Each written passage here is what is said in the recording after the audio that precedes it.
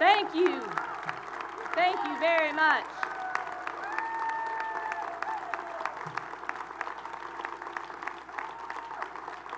Thank you very much.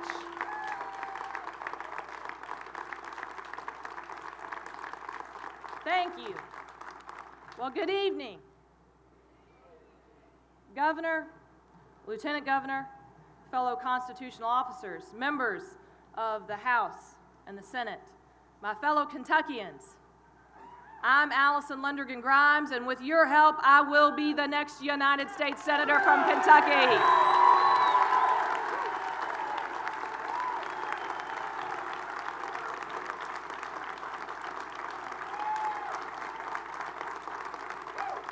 I want to thank the governor.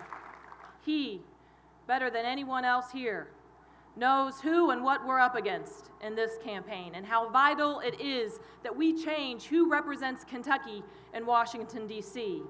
We have a long road ahead of us these next 15 months, but I'm appreciative of his leadership, his support, and most importantly, that he will be on the road with us in this entire journey. Thank you very much, Governor. I also am honored to have the support of our Congressman, John Yarmouth. I appreciate his kind words, and I know that he couldn't be here with us today, and I want to say thank you, Congressman Yarmouth, for showing that there are some Kentucky leaders that do what is right for this state and for our nation. And I have to tell you, I was completely stunned when I learned that President Clinton would be a part of today's kickoff. Kentucky has had no better friend in the White House than President Clinton. Lastly, I am blessed and honored to have someone as a mentor who is one of the finest United States senators that this nation has ever seen, Senator Wendell Ford. I want to thank Senator Ford for his service, for his leadership, for never forgetting who and what he is fighting for. I know he couldn't be here with us tonight, but I want him to know that the prayers of the Commonwealth are with him and his wife and his family. Now, my fellow Kentuckians, I want to take us back in time to a time when President Clinton and Senator Ford both served in Washington, D.C. It's a time that wasn't too long ago. It was a time when differences could be set aside. It wasn't always easy, and it didn't always happen, but our elected officials then actually worked together to try to find a common ground for the sake of our country. They didn't do it because it was the moral or right thing to do or because of self-interest, but rather the overwhelming reason was because if they didn't, our country would be in peril. That compromise and common ground isn't something that we should be afraid of or ashamed of. Instead, it is necessary and vital for us to preserve and protect the country that each of us here today equally love. I'm here tonight to tell you that it needs to be that way again.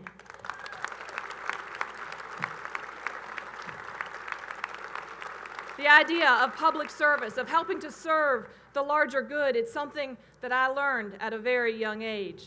As the third of 5 daughters, Alyssa, Abby, Alison, Ashley, and Amy. Yes, all A's. I was known as Hey You. I had to learn pretty quickly to find my voice and my strength, especially if I was going to get the mashed potatoes at our dinner table.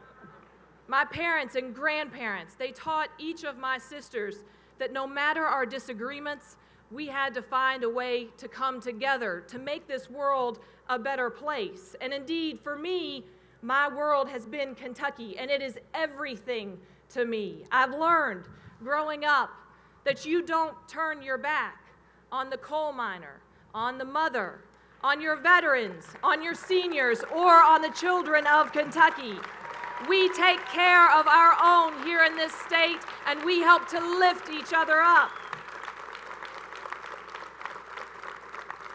For those that know me, they will tell you that this is what I was born to do. Literally, arriving 3 months before the doctors or my mother and father expected me on Thanksgiving Day, I have been fighting every day of my life to give a voice to those that aren't often heard. As a kid, Our family didn't sit down for a Thanksgiving dinner until after we had served hundreds of meals to others that were less fortunate to us. As an attorney, some of the work that I am most proud of is being able to go in that courtroom and help to fight for victims of domestic violence. That work prepared me for the work that we have done in the Office of Secretary of State, where we have set about to modernize that office and reset its mission to one where we are guaranteeing that every eligible Kentuckian has access to our ballot box, that we are growing our economy, and that we are giving the green light to the small businesses like the clothing store that my grandmother and grandfather operated in Mason County, Kentucky, that have kept Kentucky going and growing.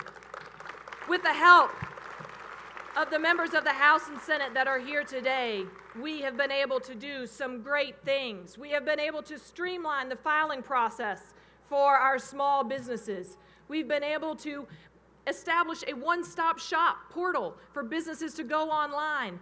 We've been able to make sure that we are passing tax incentives so that our farmers can help to feed the over 750,000 food insecure Kentuckians we have in this nation. We were able to pass an address confidentiality program, and legislation I am most excited about is passing Senate Bill 1, Kentucky Heroes Voting Initiative, the first initiative of its kind, which makes sure that those who are fighting on the battlefield for us have their voice heard at the ballot box, and that no military or overseas voter ever has to question whether their vote counts. Now, we've championed these efforts in the Secretary of State's office because, as you saw on that video before I arrived, in the spirit of my grandmother Thelma, who is no longer with us, state government should either help create jobs or, well, you know the rest, say it with me, get out of the way. That's what we have done, which brings us to where we are today, to a certain senator that each of us here knows. There is a disease of dysfunction in Washington, D.C., and after nearly 30 years, Mitch McConnell is at the center of it.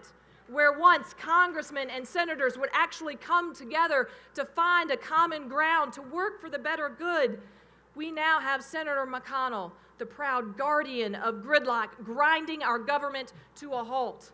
Where once we had giants like Senator Wendell Ford building up this state and this nation, we now have a senior senator that very much tears down the values that we believe in. Someone who, instead of caring about each and every one of us that is here, has shown he clearly only cares about himself.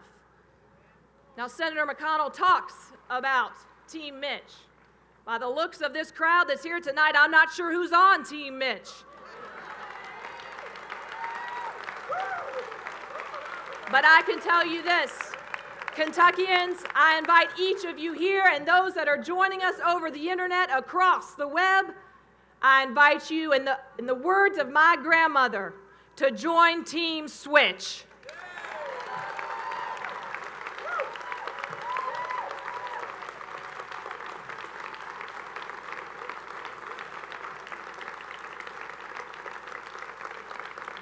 Let me tell you a story, a true story. It gets to the heart as to why I'm here and each of us is here tonight. I had the privilege a few months ago, before announcing my intentions to get in this race, to sit down with an amazing woman in LaRue County, where the President Abraham Lincoln was actually born. I had the opportunity to sit down with Mary Jackson. Mary is an African-American woman. I'm not going to tell you her age because a good woman never tells you her age, but she has got it going on like my grandmother. She worked at Fort Knox, a former school teacher. Mary shared her story with me, how many years ago she was honored to be elected the first African-American to head the Teachers Association for Military Schools. She was honored to go to Washington, D.C. and to visit with her senator. She was so excited for this trip, excited to talk with the man who represented our state in the Senate about Kentucky, our schools, its children, her work at Fort Knox. When she arrived in Washington, D.C., despite having an appointment, she was told the senator didn't have time for her. Having much the resolve of my grandmothers, Mary patiently sat in the reception office and waited for our senator to poke his head up, to which she explained who she was and why she was there and how we needed his help and attention back here in Kentucky. Our senior senator looked at her, told her she was in the wrong place, showed her to the door, but before closing the door in her face, grabbed a quick photo, which made its way back here to Kentucky before Mary could ever make it home. I tell you this story because Mary looked at me with tears in her eyes, and she told me, Allison, I can't explain to anyone the disrespect, the disservice, the lack of any caring that I received many years ago from our senior senator. And who would believe me? He had a picture that said otherwise. I'm only hoping that you'll get in this race, that you will help us tell the truth, and that you will help put Kentuckians first. Mary Jackson is here with us tonight. Will you please give a standing ovation for Mary Jackson?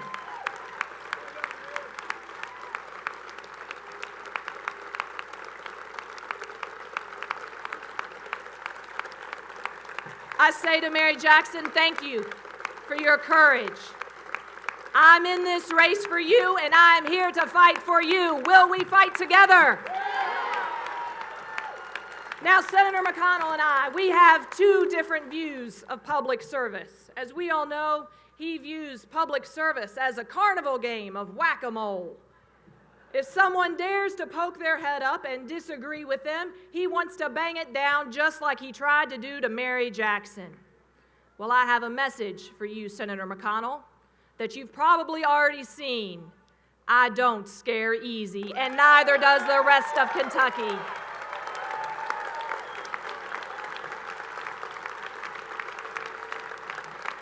After years of being the leader of obstruction and gridlock, Senator McConnell seems to only understand the meaning of one word: stop.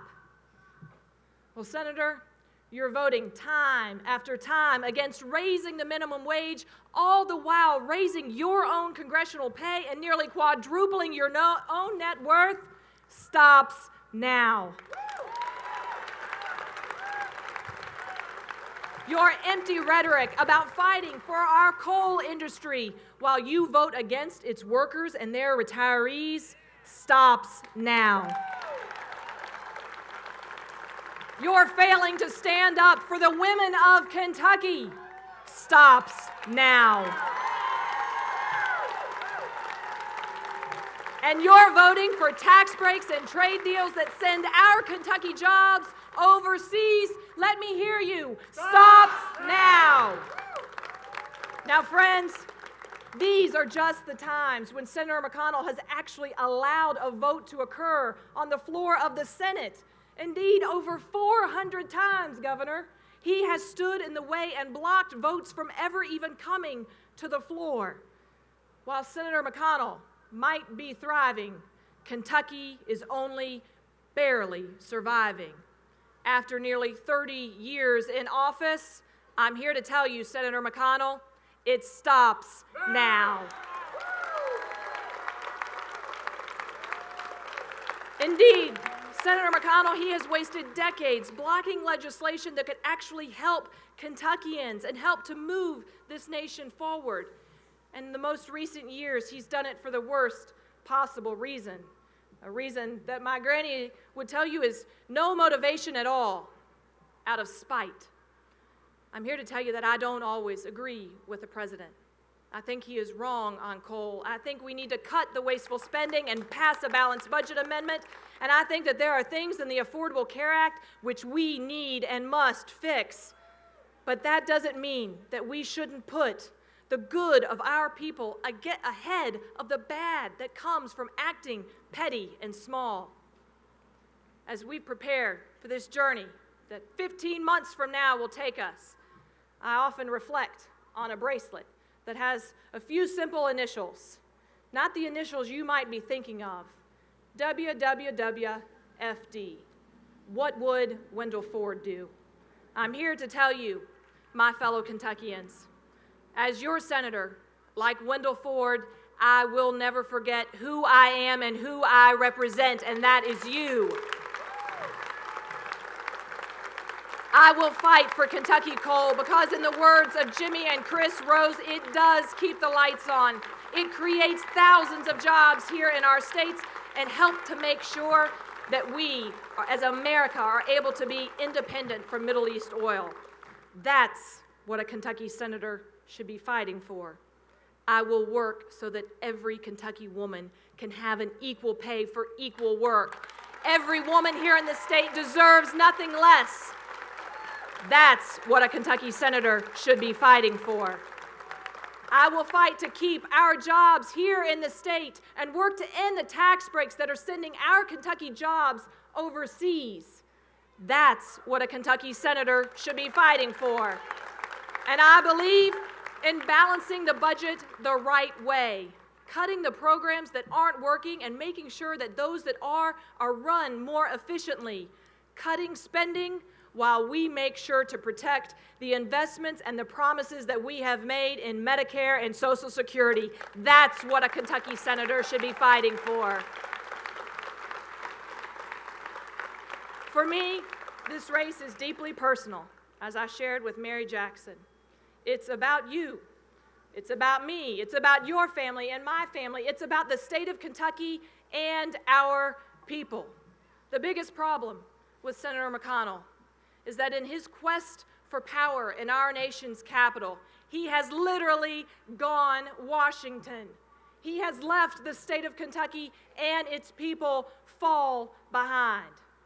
I'm here to tell you that if I'm fortunate enough to be elected your United States Senator, I will work for you, not the special interests, not the lobbyists, and not the National Party leaders.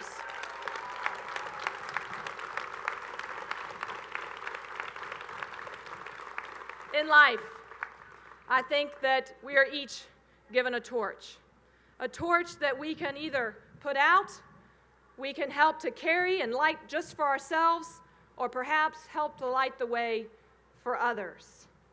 I invite each of you that is here tonight to go to AlisonForKentucky.com and to join Team Switch, because I believe that together we can move this state, this nation forward and help to light our way to a better future.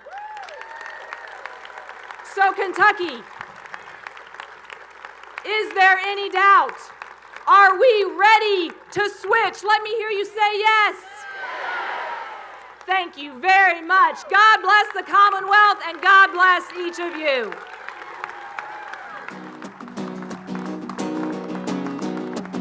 Kentucky woman, she shines with her own kind of light. She look at you once in a date, it's all wrong, looks all right. And I love her, God knows I love her. Kentucky woman, she gets to know you, she's gonna owe you. Kentucky woman, well, she ain't the kind to make a turn at a drop of her name. But something inside she's got turns you on just the same. And she loves me, she loves Kentucky. Kentucky woman, she gets to know you, she's gonna owe you. Kentucky woman, Kentucky woman, she gets to know you, she's gonna owe you. Kentucky woman, Kentucky woman, Kentucky woman.